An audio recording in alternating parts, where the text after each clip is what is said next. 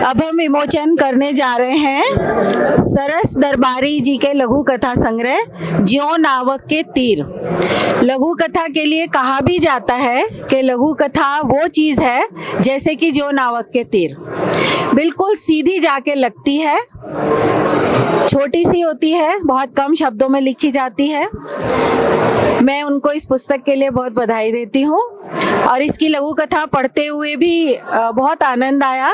सभी लघु कथाएं लगभग मानकों पे भी खरी उतरती हैं और अपने विषयों पे भी बहुत अच्छी लघु कथाएं हैं। चुन चुन के उन्होंने अपने आसपास से भी विषय लिए हैं और आज के माहौल के हिसाब से भी उन्होंने कई विषय लिए हैं, केवल पुराने विषयों पर ही काम नहीं किया है। मैं हमारे सभी मेहमानों से आग्रह करती हूँ इस पुस्तक का लोकार्पण करें।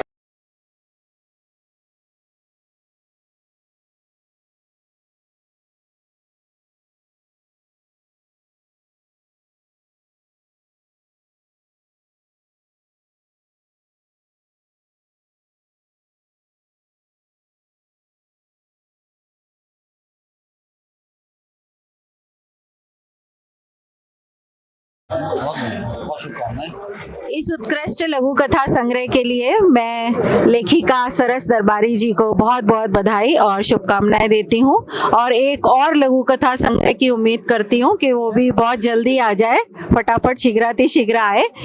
मैं इस लघु कथा संग्रह पे उनसे खुद ही बोलने के लिए आग्रह करती हूं कि वो इस संग्रह पे अपने 2 शब्द रखें। नमस्कार।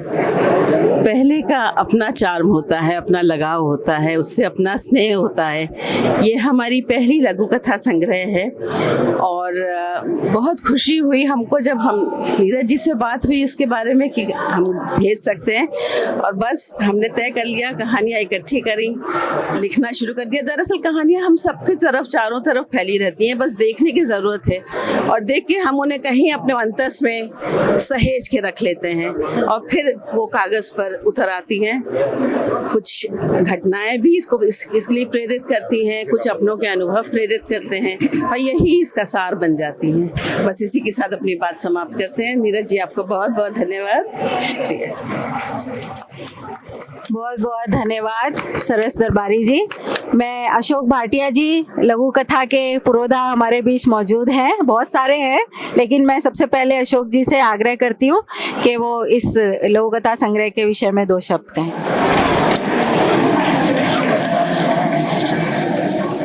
सबसे पहले तो सरस दरबारी जी को इस लघु कथा संग्रह के प्रकाशन की हार्दिक बधाई।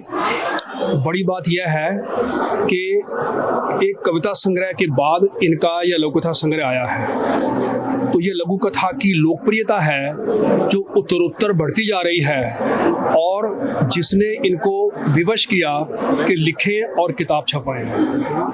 दूसरी बात, ये पिछले कई वर्षों से लघु कथाएं लिख रही हैं, लेकिन इन्होंने जल्दबाजी नहीं दिखाई। यह एक बड़ी बात है कि लघु कथा को गंभीरता से लेना और प्रकाशन से पहले पुनर्विचार करना उन रचनाओं पर, यह सरस दरबारी जी ने किया है, यह बहुत बड़ी बात है। और तीसरी बात, वनिका पब्लिकेशन निरंतर हर विधा पर बेहतर से बेहतर संग्रह छाप रहा है। आप इस संग्रह का देख लीजिए, आप ये इसका गेटअप देख लीजिए और इसका कागज देख लीजिए और मूल्य देख लीजिए। मैं वनिका पब्लिकेशन को भी, सुधांशु जी को भी हार्दिक बधाई देता हूँ, ऐसी किताबें आप छापते रहें। एक बात और कहना चाहता हूँ, कविता के बाद जब आप लघु कथा लिखेंगे तो यह जाहिर है कि लघु कथाओं में आप कविता के तत्वों का प्रयोग करेंगे। कविता के तत्व लघु कथा को अर्थगर्भी बनाते हैं और थोड़े में अधिक कहने की कला उसमें शामिल होती है। इसमें भूमिका के रूप में बराम अग्रवाल जी ने लिखा है कि मूल्यों के संरक्षण रक्षण के में ये जुटी हुई रचनाएं हैं। यह एक बहुत महत्वपूर्ण बात कही है उन्होंने।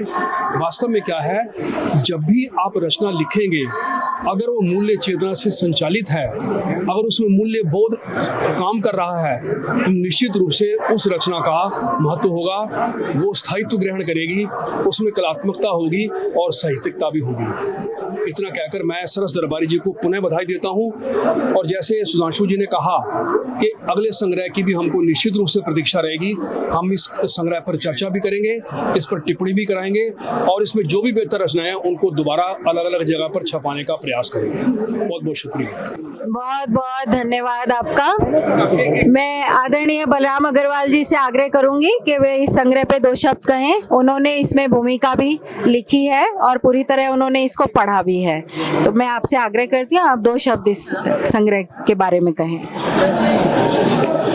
सबसे पहले तो सरस जी को बहुत बहुत बधाई। हम इनको काफ़ी दिनों से, आपने सही कहा कि बहुत दिनों से इनको पढ़ते आ रहे हैं, तो इसीलिए जो है फिर जब भूमिका का आग्रह आया तो फिर भूमिका भी लिखी और उनकी सारी लघु कथाएं पढ़ी और उसी के अनुसार, जैसे कि अभी भाटिया जी ने कहा, उसी के अनुसार उस भूमिका का शीर्षक भी दिया। असलियत ये है कि भूमिका लिख के मैं भूल गया, मुझको यहाँ आके पता लगा मैंने भूमिका लिखी। तो लेकिन जिस तरह से नीरज जी ने लघु कथा की संकलनों को, संग्रहों को वरीयता देना शुरू किया है, तो एक जो कमी थोड़ी सी, वो थोड़ी सी हमें पूरी होती लग रही है। बहुत अच्छा गेटअप आया है, बहुत अच्छी छापी हैं, मूल्य भी बहुत सही लग रही हैं। सरस जी को एक बार फिर बहुत बधाई। मूल्यों को संरक्षित करती रहें, ये उनसे उम्मीद है। और जैसा कि भाटिया जी ने कहा कि जो आदमी काव्य से आता है तो उसमें बिंब, प्रतीक, मतलब उसकी भाषा में फैलाव की गुंजाइश कम रहती है और यही लघु कथा को चाहिए। बहुत बहुत बधाई, बहुत बहुत धन्यवाद। बहुत बहुत धन्यवाद आप सबका। और एक बार पुनः सरस दरबारी जी को बहुत बहुत बधाई और शुभकामनाएं। इस आग्रह के साथ एक खूब सारी लघु कथाएं लिखे और खूब सारे संग्रह आए और लघु कथा आबाद रहे। शुक्रिया।